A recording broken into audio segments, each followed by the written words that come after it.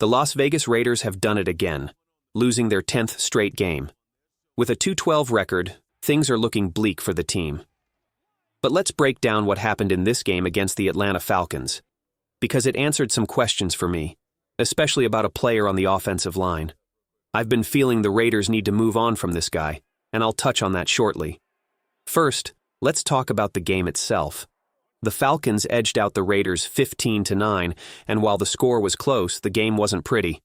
Honestly, this was one of the worst offensive performances I've seen in a long time. For most of the game, the Raiders had just 3 points on the board. Then, late in the fourth quarter, the Falcons missed a field goal, which gave the Raiders a chance to flip the momentum. At that point, the Falcons were leading 15-3, but the Raiders managed to drive downfield for a touchdown.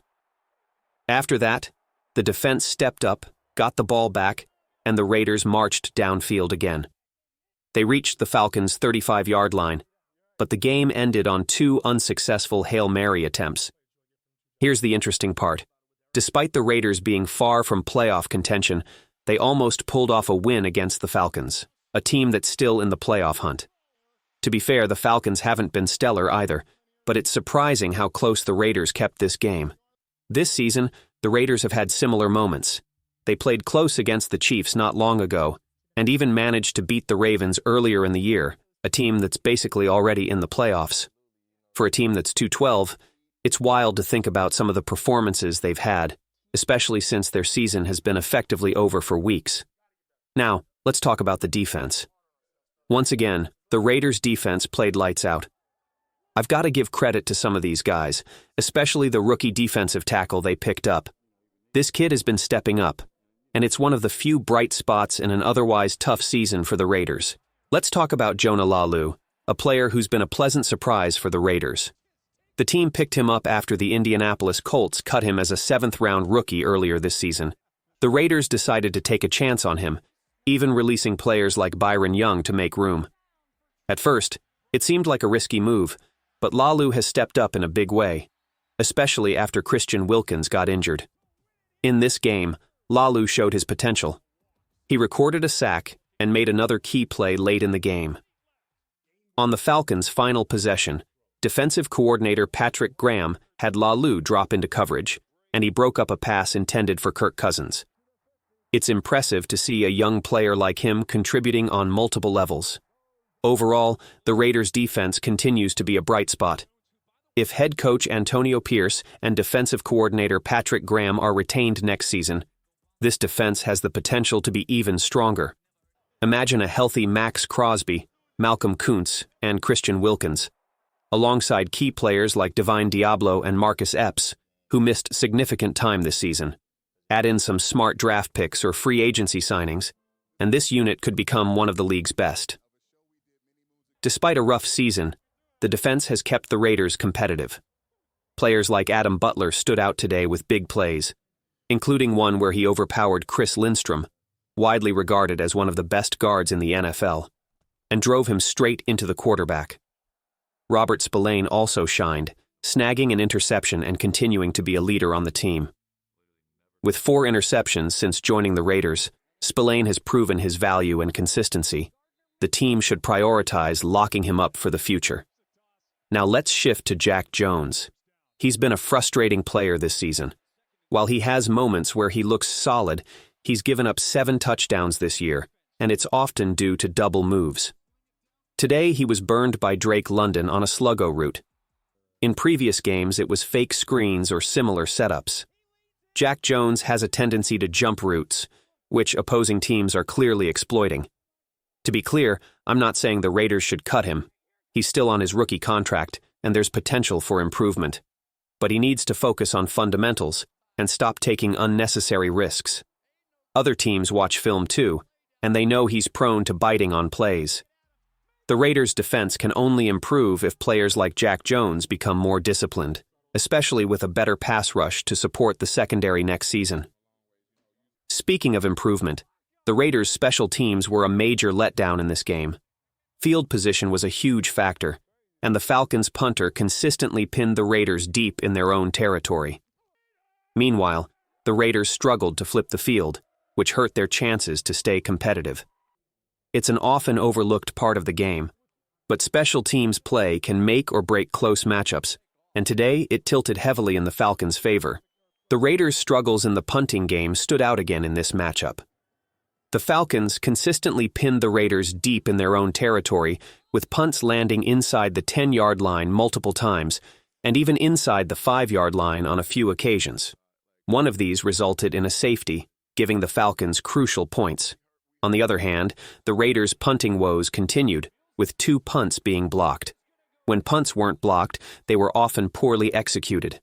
This isn't a reflection on A.J. Cole, who's a talented punter. The problem lies in poor blocking, leaving Cole without the protection he needs to succeed. The difference in field position created by the punting game played a massive role in this loss. Offensively, the Raiders didn't have much going for them. Desmond Ridder, now filling in as the third-string quarterback, struggled to get into a rhythm. While he did manage 2 decent drives late in the game, those moments were more about desperation and hurry-up offense than effective game management. Football games aren't won solely on final drives. Teams need consistent execution throughout, which Ridder couldn't provide. Ridder's decision-making was questionable, too. For instance, on a crucial 4th and 8 play, he threw the ball 4 yards behind the line of scrimmage. It was only thanks to Amir Abdullah making an impressive move to escape defenders that the Raiders picked up the first down. Ridder's inability to operate within structure highlights the Raiders' quarterback struggles this season. Realistically, the Raiders probably aren't looking to win more games this year. With their season already lost, their focus might be on securing the number 1. First overall draft pick. If they lose the remaining games, they should hold on to that spot. This opens the door to selecting a top-tier quarterback like Caleb Williams or Shedeur Sanders, depending on who the team's scouts and management, including Tom Brady, believe is the best option. There was a moment in the game where it seemed like Carter Bradley might get a chance to step in. After Ridder threw an interception, Bradley was seen warming up on the sideline. However, the Raiders stuck with Ridder, who then managed to lead a touchdown drive. It's understandable why the coaches made that call, but many fans were curious to see what Bradley could bring to the table. One glaring takeaway from this game is the need for a complete overhaul of the offensive line. The Falcons' defensive front dominated, exposing major weaknesses. Jordan Meredith, DJ Glaze, and Dylan Parham all struggled significantly. Meredith seemed to get stood up and outmuscled on several plays, providing no push in the run game. Glaze allowed multiple pressures, including a sack by Arnold Ebiketie. Even Parham, who's shown promise in the past, didn't perform well. Fixing the offensive line has to be a top priority for the Raiders heading into next season. Without improvement up front, it doesn't matter who's under center. They won't have the time or space to succeed. It's worth noting that even talented quarterbacks like Caleb Williams are struggling behind poor offensive lines. Watching him this season, it's clear that coaching and protection are critical to a young quarterback's development. If the Raiders want to draft and develop a star quarterback, they'll need to ensure their line is up to the task. This season has highlighted how crucial it is for the Raiders to solidify their offensive line, especially the tackle positions. We've seen the struggles of young offensive linemen like Braxton Jones with the Bears and other rookies like Karan Amagioye, who hasn't found his footing either. If the Raiders draft a rookie quarterback next year, the same issues will persist unless the tackle positions are locked down. The tackle spot is arguably the most critical on the offensive line, particularly in pass protection. While the interior line often benefits from a 3-on-2 advantage, tackles are left on an island in one-on-one matchups. Today, DJ Glaze struggled against Arnold Ebiketie, who beat him several times. And this assessment is just from the broadcast view. Watching the game tape might reveal even more issues. The right tackle position must be addressed, whether that means coaching up Glaze or finding another solution in the off-season.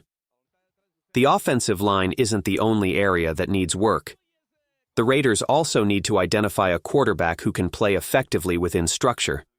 It's likely they'll draft one of the top 2 prospects next year, either Caleb Williams or Shedeur Sanders. But that alone won't solve the problem. They'll need to surround their new quarterback with a competent line and reliable skill players. Running back is another position the Raiders must focus on. Sincere McCormick showed flashes of potential today with 1 or 2 solid carries, but the production isn't consistent enough. The Raiders need a dynamic backfield similar to what the Falcons have. Even if Bijan Robinson were to go down, Atlanta has Tyler Allgeier ready to step up. McCormick should ideally fill that Allgeier role, but the Raiders still need their own Bijan Robinson caliber running back. Fortunately, the upcoming draft class is rich with talent at the position, offering plenty of options to upgrade. The Raiders now sit at 2-12, and the season is effectively over. The focus should be on building for the future, starting with key positions like quarterback, offensive line, and running back. Let me know your thoughts in the comments below. Who do you think the Raiders should draft as their quarterback? Is it Shedeur Sanders or Caleb Williams? Share your opinions on who deserves the number one spot and why. Don't forget to like, subscribe, and stay tuned for more updates in the next video.